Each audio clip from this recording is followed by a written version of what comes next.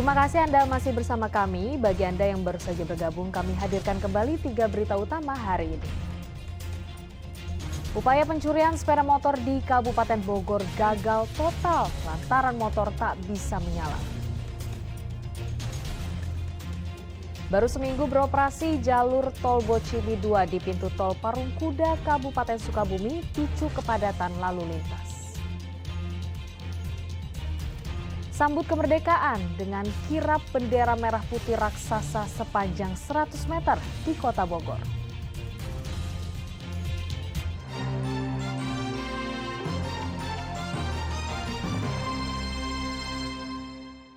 Baru seminggu dibuka, jalur tol Bocimi 2 di pintu tol Parungkuda, Kabupaten Sukabumi memicu kepadatan arus lalu lintas. Kemacetan tersebut disebabkan pertemuan arus lalu lintas pada persimpangan Pamuruyan dan persimpangan jalur alternatif Cibadak.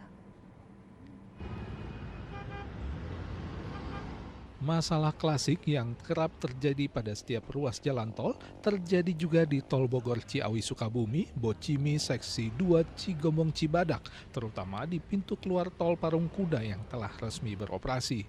Belakangan selalu terjadi kepadatan di persimpangan Pamuruyan dan simpang jalur alternatif Cibadak. Kondisi ini memaksa Satuan Lalu Lintas Polres Sukabumi menempatkan anggota polisi untuk mengatur arus lalu lintas antara kendaraan yang keluar dari ruas tol dan kendaraan yang melaju di jalur arteri.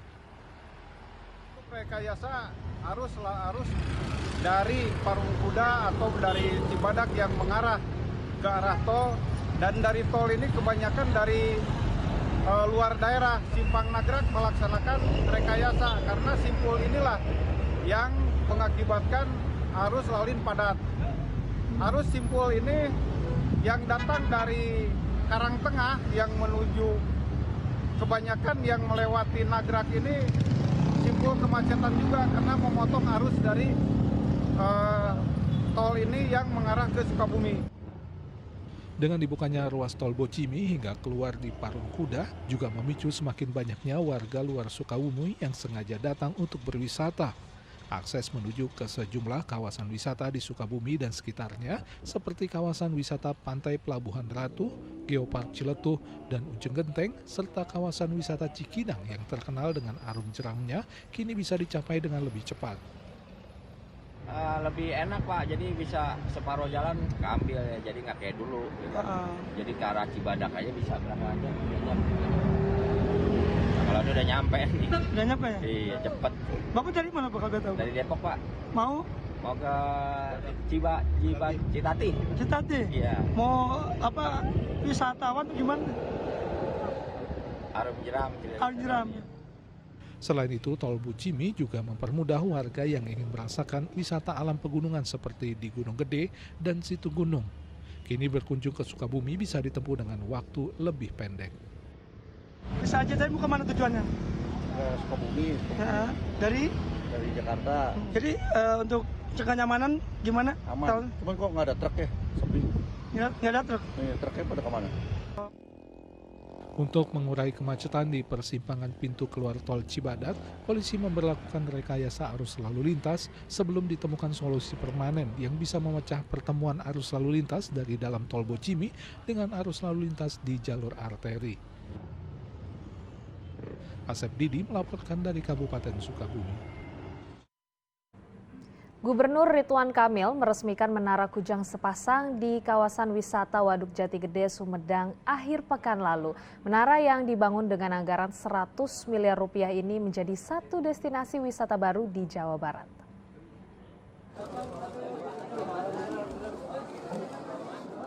Minggu sore, Gubernur Ridwan Kamil mendatangi kawasan wisata Waduk Jati Gede Sumedang. Kedatangan kali ini untuk meresmikan Menara Kujang sepasang dan Masjid Al-Kamil sebagai destinasi wisata unggulan baru di Jawa Barat. Peresmian juga dimeriahkan pertunjukan 700 penari umbul yang merupakan tarian khas Jawa Barat. Menara Kujang sepasang dibangun setinggi 99 meter dengan menelan anggaran sebesar 100 miliar rupiah. Dalam kompleks Menara Kujang sepasang terdapat bangunan menara dengan aksen kujang, Masjid Al-Kamil, dan jembatan baja yang bisa digunakan oleh wisatawan menikmati pemandangan Waduk Jati Gede. Di dalam Menara Kujang Sepasang nantinya akan ada objek wisata edukasi Museum Kujang yang memajang berbagai jenis kujang berikut sejarahnya. Karena Menara Kujang Sepasang ini tidak hanya bentuk visualnya sebagai monumen, tapi ada edukasi budaya, namanya Museum Kujang. Akan ada puluhan koleksi kujang-kujang yang usianya puluhan tahun, ratusan tahun, dengan segala makna-maknanya, mengedukasi masyarakat yang datang ke sini. Jadi kita harapkan dengan diresmikannya, maka Sumedang, Jawa Barat punya destinasi baru. Waduk Jati Gede yang selama ini hanya maksimal untuk ekologis dan untuk sumber daya air, sekarang bisa punya nilai tambah, nilai sosial, yaitu pariwisata. Meski belum seluruh wahana yang ada di tempat ini bisa digunakan, sudah banyak warga yang datang untuk berwisata. Bagus. Estetik bagus. Estetik ya Bu. Ya. Udah pernah naik nggak Bu ke atas? Belum, justru Belum itu. pernah. Penasaran pengen. Ya. Kita mau masuk, cuma ya sekarang istirahat dulu sambil ya mau lihat pemandangannya dari jauh gitu. Kalau ini rombongan dari mana Ibu? Dari Garut. Dari Garut. Ya. Menara Kujang Sepasang berada di kawasan Jemah, Kecamatan Jati Gede. Memiliki 3 lantai dan terdapat lift di dalamnya. Pengunjung bisa menikmati keindahan hamparan perairan Waduk Jati Gede dari ketinggian. Rencananya kawasan wisata tersebut akan dikelola oleh pihak ketiga dan masih akan dilengkapi fasilitas lainnya. Agun Gunawan melaporkan dari Sumedang. Di Kota Bogor, sebuah kampung yang dulunya menjadi pusat narkoba kini menjadi kampung produktif dengan berbagai aktivitas positif. Sebagai kampung percontohan, program transformasi kampung juga menggandeng tokoh masyarakat sekitar. Asri dan tenang, beginilah kampung madrasah di Kelurahan Cikaret, Kota Bogor. Dulunya kampung ini memiliki masa lalu yang kelam karena terkenal sebagai zona merah peredaran narkoba. Namun dengan program dari Polresta Bogor, kampung ini bertransformasi menjadi kampung produktif. Tak hanya menghiasi dinding dengan mural untuk menjauhi narkoba, warga diajak untuk memanfaatkan lahan tidur sehingga lebih produktif, seperti mengelola peternakan kambing sampai membangun kerajinan sendal. Dengan beragam aktivitas positif ini jadi kampung percontohan untuk menurunkan angka penggunaan narkotika. Kampung Tangguh Bersinar ini adalah pilot project di Kota Bogor, satu-satunya yang akan jadi bahan percontohan untuk kampung-kampung lain agar bisa bebas dari narkoba. Ya, jadi kami sudah diarahan oleh beliau dari Polres Bogor Kota. Nanti kami pun Satgas Kampung Tangguh maupun pengurus akan diminta undangannya untuk memberikan testimoni maupun memberikan contoh kepada kelurahan lain agar bisa diangkat menjadi kelurahan bersinar. Kampung bebas narkoba ini tadi barusan kita sama-sama saksikan bagaimana masyarakat berkolaborasi bersama yang dari banyak pengguna narkoba, kemudian banyak bandar narkoba. Nah, ini memiliki semangat ya untuk merubah menjadi hal-hal yang lebih bermanfaat dan produktif. Tak hanya masalah narkoba, konsultasi soal hukum juga dibuka di kampung ini. Warga diedukasi terkait kekerasan terhadap dan oleh anak. Polisi juga menggandeng tokoh masyarakat agar program-program yang dijalankan bisa tersosialisasi dan terlaksana dengan baik. Iwan Kurniawan melaporkan dari Kota Bogor. Menteri Pertahanan Prabowo Subianto hadir di Bandung Barat untuk menetapkan ribuan anggota komponen cadangan. Sementara itu, usai Partai Golkar mendeklarasi dukungan ke Prabowo, Gubernur Ridwan Kamil tak banyak berkomentar soal potensi dirinya sebagai calon wakil presiden.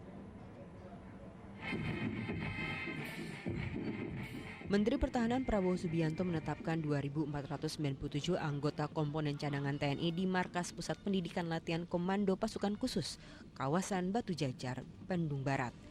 Kehadiran Prabowo untuk mewakili Presiden Joko Widodo. Ini adalah Komcat di tahun ketiga sejak dibentuk pada 2020 lalu. 3 angkatan Komcat dari 18 batalion dilatih selama 3 bulan. Keberadaan Komcat adalah bentuk menjaga pertahanan negara. Perintahkan Bapak Presiden untuk menetapkan komponen cadangan angkatan ketiga, sudah 3 angkatan dan sampai sekarang sudah 18 batalion cadangan yang sudah dilatih. Sementara itu, Gubernur Jawa Barat yang juga Waketum Bidang Pengkalangan Pemilih dan Pemenangan Pemilu Partai Golkar Ridwan Kamil tidak berkomentar terkait pencalonan dirinya sebagai calon wakil presiden usai partainya mendeklarasikan dukungan kepada Prabowo Subianto dalam pemilu 2024 mendatang. RK menuturkan deklarasi Partai Golkar bersama Partai Amanat Nasional terhadap Menteri Pertahanan ini sudah diperhitungkan secara sistematis. Ia juga belum memikirkan apakah dirinya berpotensi menjadi kandidat bacawa pres. Dengan deklarasi hari ini artinya perhitungan-perhitungan dan keputusannya sudah mendalam dan final. Kita dukung sama-sama. Saya sebagai kader partai tentunya berada dalam semangat mendukung apapun yang diputuskan oleh pimpinan kami. Jawab. Di sisi lain, Menteri Pariwisata dan Ekonomi Kreatif yang juga Ketum Bapilu Partai Persatuan Pembangunan Sandiaga Uno nampak hadir di Kota Bandung. Bertemu dengan jajaran kader P3, Sandiaga angkat suara soal tidak mengemis jabatan sebagai wakil presiden dari calon manapun. Sandiaga menegaskan dirinya kini fokus bekerja sebagai Menparekraf dan Ketua Bapilu P3. Meski berada pada kubu partai yang mendukung pencalonan Ganjar Pranowo, Sandiaga tetap menaruh hormat kepada Prabowo Subianto. Itu wewenangnya pimpinan, izin malu.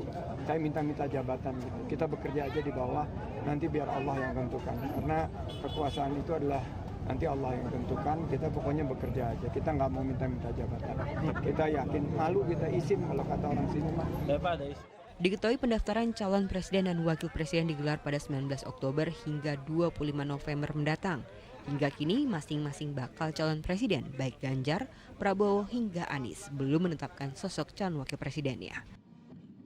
Tim Liputan melaporkan.